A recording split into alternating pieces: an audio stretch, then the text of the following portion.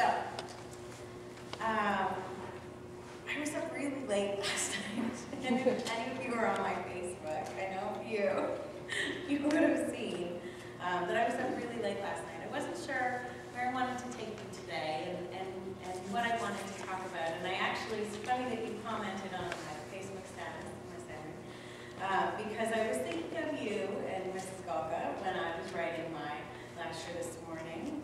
Many a year I have started the new year off with those two lovely ladies talking about bring it back to basics. So there's a little bit of that in this. There's a little bit of that in this. Anyway, the title of my inspirational talk this morning is You in 2015.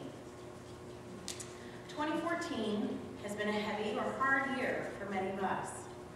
It was a year that almost broke a lot of people. It was a very powerful year. At times it was dark.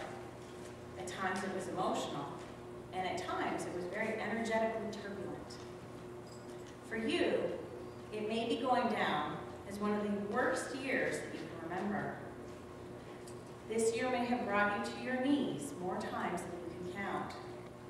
This year could have knocked the wind out of you, leaving you hopeless, exhausted, and maybe even still gasping a little bit.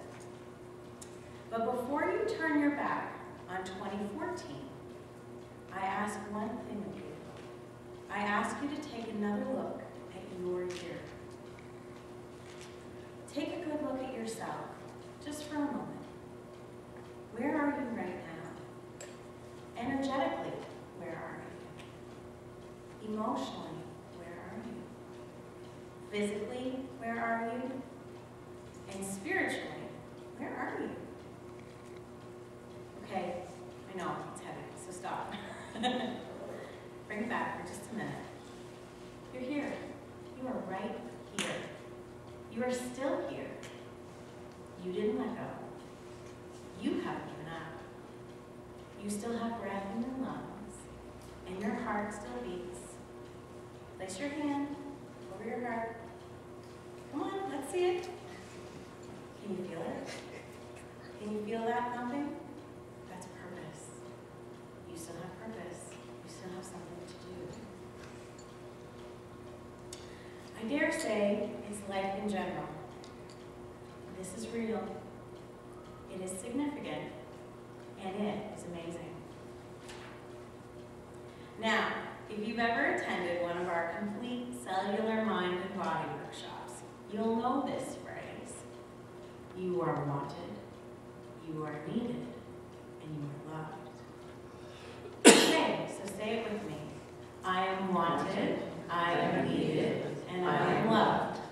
I am wanted, I am needed, and I am loved. Again. I am wanted, I am needed, and I am loved. One more time. I am wanted, I am needed, and I am loved. Very good. By the way, that is a great affirmation if you need a new one to start the new year. So, this is what I know to be true about all of you. 2014 was not your worst year, but possibly your best. Hear me now. It has been your year of hope, your year of courage, your year of faith. It's been your year of patience. It's been your year of risk, your year of strength, your year of awareness, your year of love, your year of determination, and your greatest year of learning. The next time you pass by a mirror, I want you to take a good long look at yourself. This, all of those things, are what you're made of. Isn't that amazing? Isn't it significant? Ah, but it's real and true.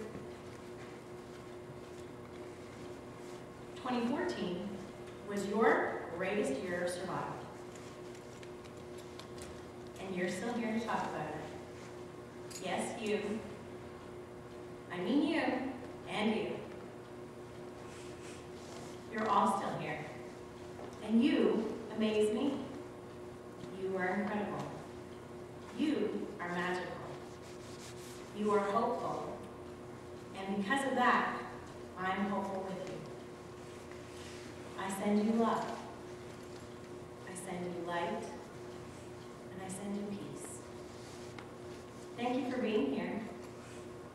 Thank you for sharing your life with me. And thank you for being part one. Now, let's talk 2015. This is your year. What will you do with it? Where do you want to go? What do you want to do? And where will your purpose take you? Here are a few more things that I know to be true that you may find helpful starting out the new year. If you make your own definition of success, you will achieve it every time. The definition simply is the achievement of something desired, planned, or attempted.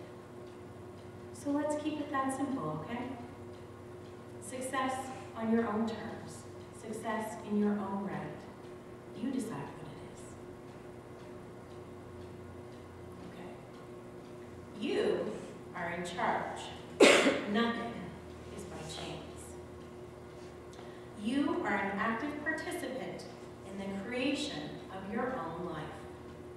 So embrace your power as a creator. Start choosing your thoughts. Start choosing your words. And choose the actions that make a positive impact and that ones that will come back to you in a million magnificent, beautiful, serendipitous ways. Let's try to keep it as positive as we can. I love this next one. What other people think of you is none of your business. Okay? None of your business. We give away so much of our own energy, so much of our own power, and our own inner peace by worrying about what other people think of us. In truth, we can't ever really know what people are thinking about us. Even if they tell us one thing, they could be thinking another.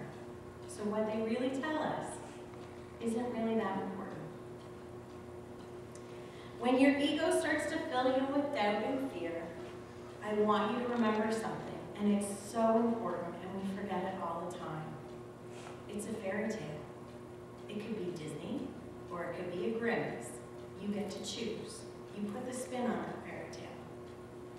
I choose Disney. I want to be a princess. I want to build a snowman.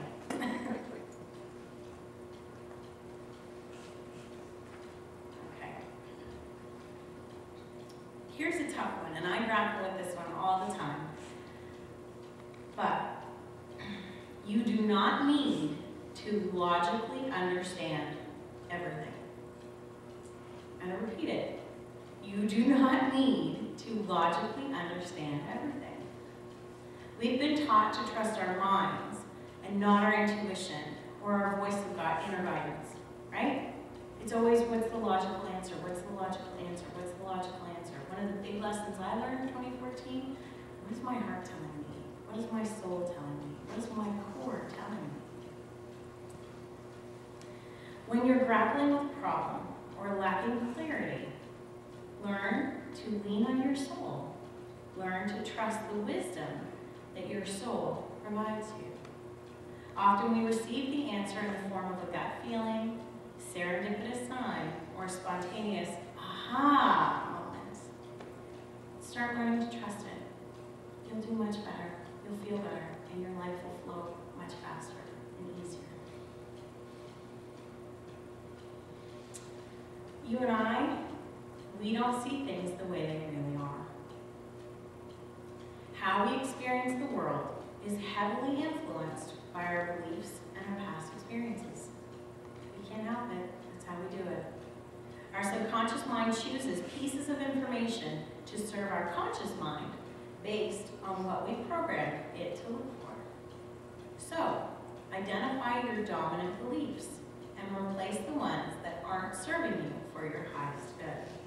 That one's a little harder, takes a little more work, but if you sit down and really meditate or really think about it, what are the things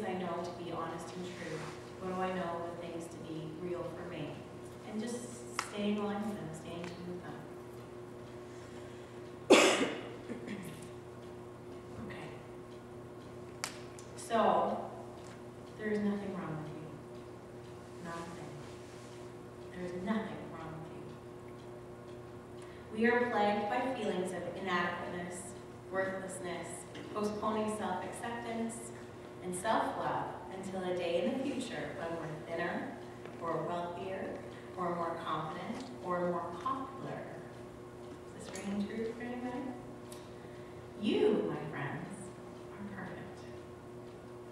And you are complete exactly as you are right at this moment. Even when you are striving to improve and grow, you are still complete. There's a New York author, Dubinsky.